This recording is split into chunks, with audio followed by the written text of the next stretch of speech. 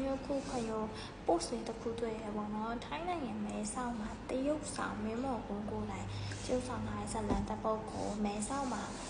ပြသသွားမယ်ဆိုပြီးတော့ post လေးတစ်ခုတွေ့ရပေါ့နော်အားကြောင့်လည်းခွင့်နည်းနည်းလေးဖတ်ပြတယ်ပေါ့ခွင့်တော့ခုမှတွေ့ရဆိုတော့သူကပြသမယ့်ရက်ကတော့နိုဝင်ဘာ16ရက်2025ပေါ့နော်အချိန်ကကျတော့3နာရီနဲ့5နာရီထိသူ ticket price ကတော့ပတ်300ပါပတ်300ပြရပါ ticket ကဒီလိုပုံစံလေးပေါ့နော်ဟိုအရင်ပြမယ်မ ticket ပုံလေးပေါ့နော်နေရာလေးကတော့မသိရသေးဘူးပေါ့နော်ဒီမှာခွင့်ရတွေ့ရသလောက်ကတော့သူရေးထားဇလန်းနာမည်ကပြုံးပြုံးလေးလို့နာမည်ရရပေါ့နော်ပြုံးပြုံးလေးဆိုတာဘယ်လိုရုပ်ရှင်မျိုးလဲတဲ့ဒါဒီဇလန်းနာမည်ကတော့ပြုံးပြုံးလေးလို့နာမည်ရရပေါ့နော်ဒီပြုံးပြုံးလေးဆိုတာက based on a true story ဖြစ်ရမှန်ကိုအခြေခံပြီးတော့ရိုက်ကူးထားတဲ့ဇလန်းတစ်ပုဒ်ဖြစ်တယ်အဲ့ထဲမှာတရုတ်ဆောင်မဲ့သူကတော့ကိုမင်းမော်ကွန်ပေါ့နော်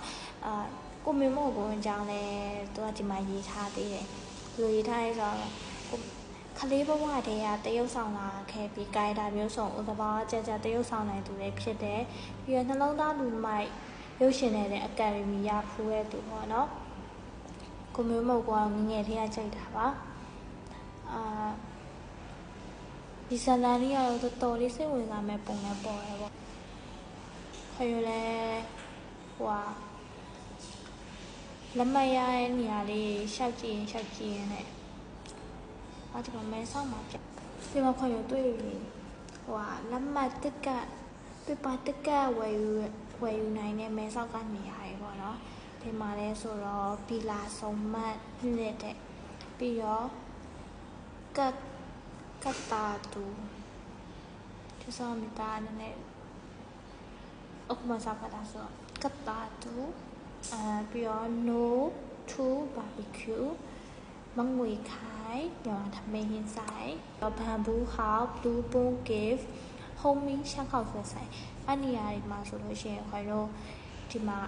တစ်ကက်လေးဝယ်လို့ရရပေါ့နော်မဲဆောက်မှာရှိမဲ့လူတွေအတွက်ဆိုလို့ရှိရင်ဝယ်လို့ရပါတယ်ခွင်တို့အချိန်လေးပြန်ပြောပေးမယ်နိုဝင်ဘာလ16ရက်နေ့2025ဘယ်နေ့ကြောင့်လဲဆိုတော့တနင်္ဂနွေနေ့ကြပါမယ်ပြသမယ့်အချိန်ကတော့3နာရီကနေပြီးတော့5နာရီထိပါဒီနေရာတော့သူတို့အနားလေးတွေတော့ထပ်ပြီးတော့ကြီးညာပေးပါလိမ့်မယ်စုဝေစားဖို့လည်းခေါင်းနေပြီးတော့ကြည့်ကြဖို့တော့လည်းခွင့်ပြုချင်တယ်ပေါ့နော်ခွင့်တော့ကြည့်မှဖြစ်တဲ့အတွက်အကျဉ်းဆုံးပဲနော်ဒုက္ခ